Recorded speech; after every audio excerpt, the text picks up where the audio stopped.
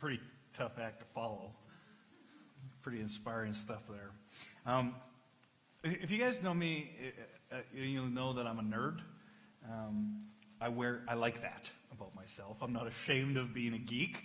But a few months ago, Apple released a new iOS update for iPhones that added a new feature, a new app called Screen Time.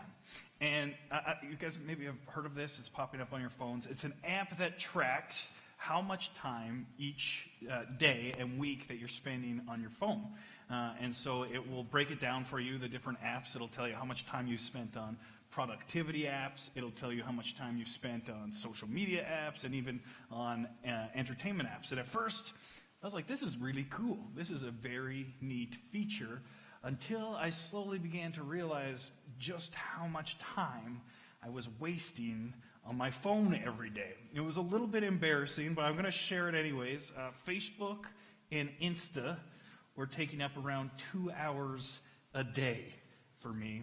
And then the Bible app was around a total of 0 minutes being used on my phone. And some pastor I am.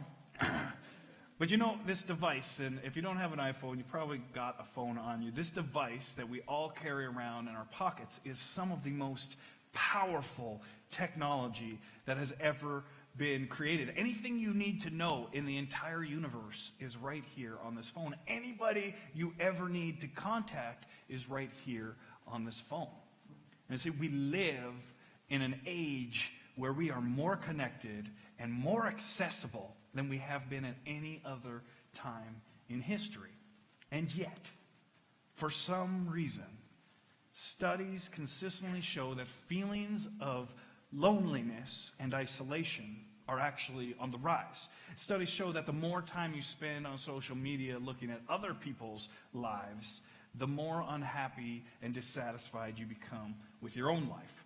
And you might have 1,000 friends on Facebook, but when you're looking for someone to give you a ride to the airport, there's nobody to answer the call. People are becoming desperate for real, meaningful human interaction. People are desperate for a community that's not just about putting our best moments on a drive-by display, but a place where it's actually safe to share the lowlights, the not-so-great moments, the difficult stuff. People are looking for authentic community. And for many people, the idea of church being that place is laughable. Churches and Christians have earned a reputation for being places and people of judgment and condemnation. When people think of church, they imagine catching into flames as soon as they enter the front door. They think of hypocrisy.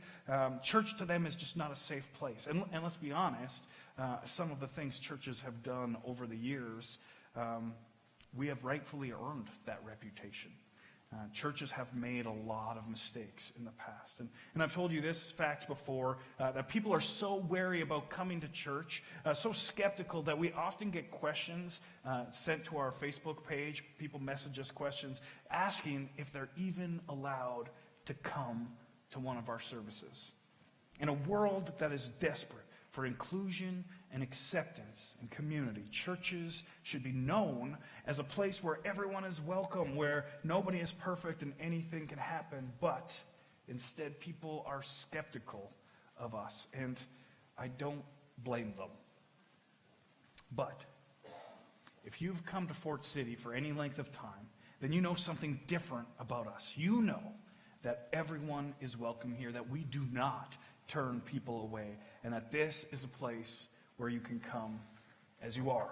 And last week we looked at the story of a guy named Peter, and we looked at the moment that he met Jesus for the first time, and how so much hung in the balance of that moment. That Peter couldn't know that just letting Jesus use his boat to preach for him would actually define the rest of his life. And now, instead of Peter being a nameless, faceless, first-century fisherman, we talk about him 2,000 years later as a father of the church. He turned that minute into a moment that mattered. And today we're going to look at another story, the story of how Matthew met Jesus. Matthew is one of the guys who actually documented Peter's story from last week. He's one of the people who actually witnessed the life of Jesus, and he is one of the people who wrote down what he saw happening. And when he did that, when he was writing down the book of Matthew, he did not know that his writings would eventually be compiled into a book called the Bible. He didn't know, that was not the plan. He was just writing down the story of Jesus. And he is one of the 4 accounts of the life of Jesus in the Bible: Matthew, Mark, Luke, and John. It's all at the beginning in the New Testament. 4 guys who researched and talked to eyewitnesses and were eyewitnesses. We call those the Gospels, the story, the different accounts of the life of Jesus. And so we're going to look at this story. It's Matthew's story, how he met Jesus for the first time. And for context, this is Matthew. I got a ring going on, don't I? Sorry. It's me. There we go. For context, this is actually Matthew writing down his own story. So he refers to himself in the third person, and when you're talking to people, that's weird, but when you write it down, it's a little less weird. So let's look at it. This is Matthew meeting Jesus for the very first time, Matthew 9. As Jesus went on from there, he saw a man named Matthew sitting at the tax collector's booth. And let's stop right there. Sometimes when we look at these historical accounts in the Bible, it's easy for us to miss important details. Without understanding the culture and the context that they were written in, we accidentally gloss over very significant facts. So, Matthew was a tax collector. And now, we have those people too. The Canadian Revenue Agency is nobody's favorite organization. They take our hard-earned money from us, and so nobody really likes the CRA. I mean, maybe you do, but I don't really like them that much. But the people who work there are not bad people. They're just people doing a job. We don't think they're scum. They're not rotten. They're just people doing a job. But a tax collector, in the context of first century Rome, is a very different thing. See, in those days, the government was the Roman Empire, and for the Jewish people of the day, it probably felt less like a government and more like a ruthless occupation. The Romans ruled with an iron fist, and they used force and intimidation to ensure that the people they were occupying would not rebel. The Romans did some incredibly monstrous things to the Jews. History records that the Romans would hang men and women, Jewish men and women and children, on crosses lining the roads into Jerusalem. So the people, in the context of this story, the people, the tax collectors, this whole story is in the context of people who would be smelling the rotting corpses of their brothers and sisters and families around the city. This was a very real, terrible existence for them. And some Jews in those times would buy the right, would purchase the right to become tax collectors for the Romans. And it was their job to collect, by any means necessary, the taxes for their ruthless occupiers. And the only way these Jewish tax collectors could make money for themselves was to collect more than what it was that was owed. And so they were dishonest. They were greedy, and to all the Jews and to all the people listening to Jesus and watching Jesus, tax collectors were traitors of the worst kind. They were scum. There's almost no modern-day equivalent to how these people felt about tax collectors. So Jesus most likely had a crowd gathered following him around when he meets Matthew. And so it says, Matthew tells us, as Jesus went on from there, he saw a man named Matthew sitting at the tax collector's booth. "Follow me," he told him. This is a bold move. Jesus is risking a lot by asking Matthew to follow him. Imagine what this looks like to the people who are curious about what Jesus is all about. I mean, last week, he asked a couple of simple fishermen to follow him. And I mean, they probably weren't people's first choice, but at least they weren't traitors. This week, he's asking a tax collector, a monster, the lowest of the low. And I just cannot understate just how bold this move is from Jesus, and just how very relevant it is to us 2,000 years later. See, so many people think that faith is for the righteous. That you have to have all your ducks in a row, that you have to start off with a clean track record, that you have to meet some sort of moral standard. And because of that, people avoid ever stepping foot in a church. They avoid ever praying or coming to church because they feel like they'll be judged, maybe by God, but for sure by people. And Jesus knows that there are people watching him in this moment when he's talking to Matthew. He knows he's under the microscope, that people are analyzing his every move. And there, in plain view of everyone, he chooses Matthew, the tax collector. And, you know, what I find so interesting about this story is actually Matthew writing down his own story. And so Matthew actually has the power to shape his reputation in this story. He could have downplayed his negative reputation. He could have said, oh, Matthew was one of the good tax collectors. He was one of the kind tax collectors. He could have even left out the fact that Matthew was a tax collector, but he didn't. He wrote down the truth. He wrote down what happened, that Jesus chose the most unworthy of people and asked them to follow him. And it wasn't just Matthew who could have suppressed this negative history. When the early church was deciding which writings, which letters, which accounts they were going to include in the finished Bible, they could have looked at the fact that Matthew was a tax collector and a traitor and a monster to their cause, and they could have decided it was too damaging to include his account of Jesus' life just because they don't want to associate themselves with somebody like Matthew. But they didn't suppress it. In fact, they put it right at the start of the New Testament. The very first account of the life of Jesus that you read about in the Bible is written from the point of view who somebody who was rejected by everybody who knew them. They were the lowest of the low, the scum of the scum. That is the person who you first hear about Jesus from in the Bible. Right from the very start, from the very beginning, Jesus has been trying to tell us that everyone is welcome. That his love, his acceptance isn't just for people who have it all together, but that he lived, died, and was resurrected so that everyone could have a chance to follow him, even tax collectors. You can come just as you are. And Matthew got up and followed him. He got up and he followed him, and you can too. Nothing you have ever done or will ever do is bad enough for God to withhold his love from you. He meets you where you are at. In the midst of all of your mistakes, your shortcomings and problems, Jesus reaches out his hand and he says, follow me.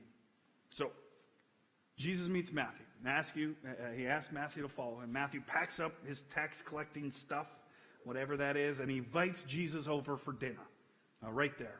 And this is where things get interesting. It goes on. It says, while Jesus was having dinner at Matthew's house, many tax collectors and sinners came and ate with him and his disciples. And Jesus isn't just hanging out with one tax collector now. He's hanging out with a bunch of tax collectors. And not only tax collectors, but Matthew tells us sinners too. They're very important details. This part of the story I love. Because Matthew, at this point in the story, doesn't even really believe in Jesus yet. I mean, he's most likely heard of him. He probably knows that Jesus is a rabbi or a teacher. But Matthew hasn't come to any decisions about Jesus yet. He's still developing his opinion. He's still gathering information. He's still observing. And there's no way for Matthew to know who Jesus really is. There's no way for him to understand who this person is that's sitting at his table. And this is an important part, that Jesus allowed Matthew to belong before he believed. And Jesus became friends with him, ate with him, drank wine with him. Jesus met Matthew's friends, his sinner friends, and instead of heaping judgment on them, he chose to enjoy them. And here's what we miss about the way that Jesus interacts with people and chooses to meet people. We think people should change so that they can follow Jesus. And the truth is that people need to follow so that they can be changed. And that order is very important. We end up doing it the wrong way. We front load all the hard stuff at the beginning of our faith stories. You got to quit drinking. You got to quit smoking. You got to quit swearing. You got to start serving at church. There's so much you got to do, a big list of things to do before you can say that you're a Christian, so you can belong. But Jesus met Matthew and his friends right exactly where they were. Right in the middle of their sin-filled lives, right in the middle of their mess. And he invited them to follow him. We don't have to change so that we can follow Jesus. We have to follow Jesus so that he can change us. And faith is more of a journey than it is a destination. And it doesn't matter if you're still at the starting line, you're new to faith, or if you're in the middle, you've been a Christian a few years, or if you're like Murray back at the sound booth, who's been a Christian for 100 years.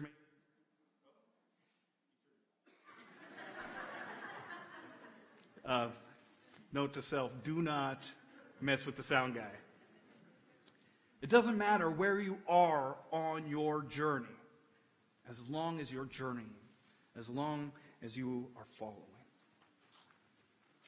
You know who hated what Jesus was doing in this situation?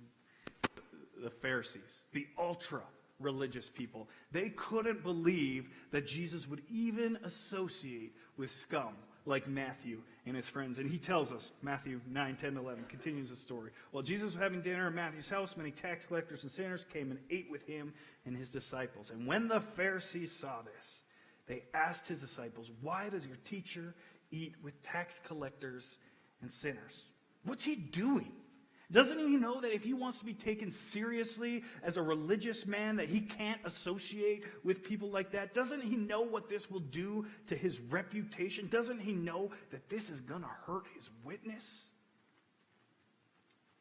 If you haven't grown up in church, that last word, witness, might be a little bit foreign to you. It's a very Christian word. It's a term that Christians use to describe being a good example to the people around them. If you're a good witness, you are showing people what the goodness of God is. But if you've been around church a while, you've probably heard the term witness used as an excuse. Okay? I can't hang out with that person because it'll hurt my witness. I can't be seen at that place because it will hurt my witness. I can't go there or be with them because it's going to hurt my witness. And I just have to tell you, that is just pure hot garbage. It's terrible. Pure trash. You know what really hurts your witness? Being so scared of damaging your witness that you avoid ever encountering people who need Jesus.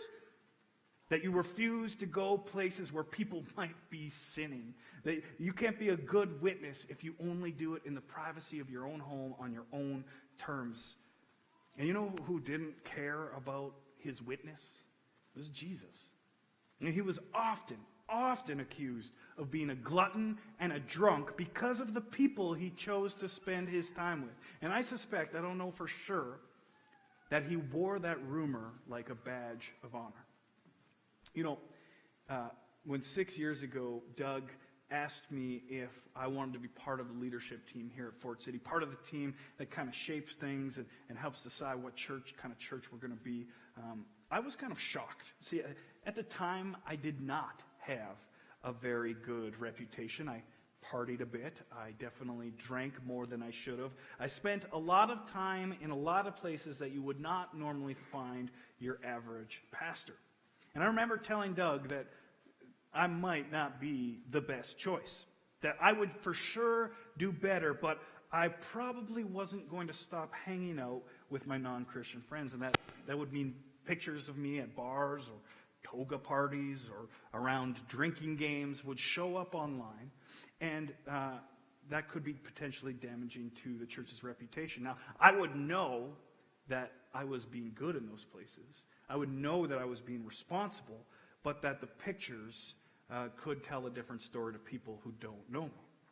And I remember him telling me to never stop going to those places and to never stop hanging out with those people, that he trusted me, and that if rumors started to fly and if my reputation came into question, as long as I was honest with him, he would support me.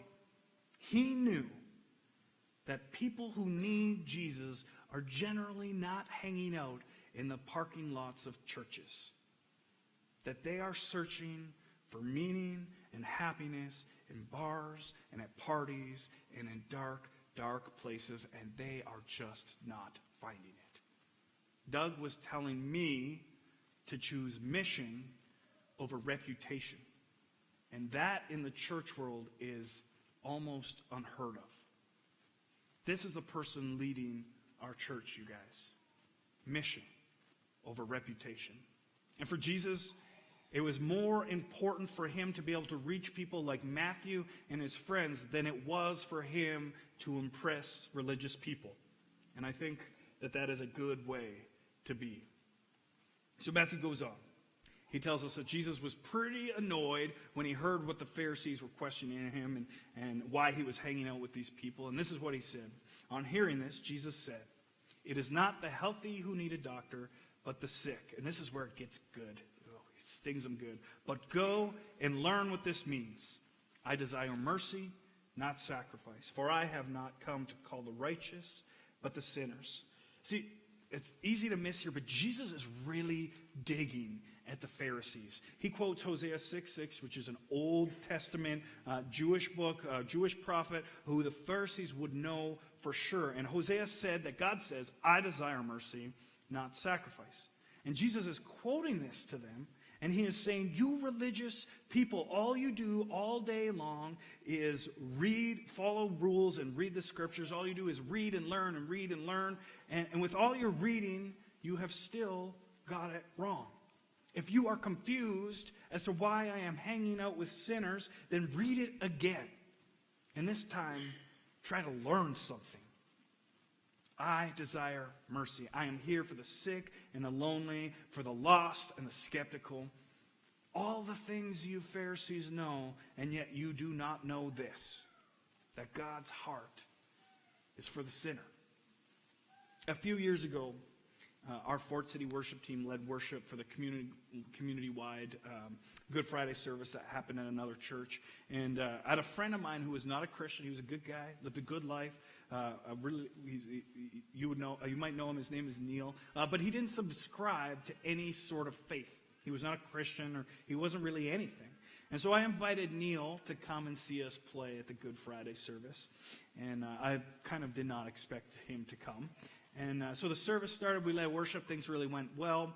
I was walking off the stage and down the aisle. And there at the end of the aisle, I see Neil. And I'm just super excited that Neil showed up to church. And so Neil's got a big smile on his face. He's a really loud, boisterous person. He walks up and puts his hand out to shake mine. He's like, "Lucas, that was effing awesome." And of course, like, he didn't say effing. Like, he said the real word. And I was so sure that there was 3 little old ladies with little old lady hats on. And I was so sure that they were going to pass out, start fanning themselves as swear words. But the last thing that I wanted in that moment was for Neil to walk into church for the very first time and to feel judged and to be made to feel out of place, like he didn't belong. And so I didn't flinch.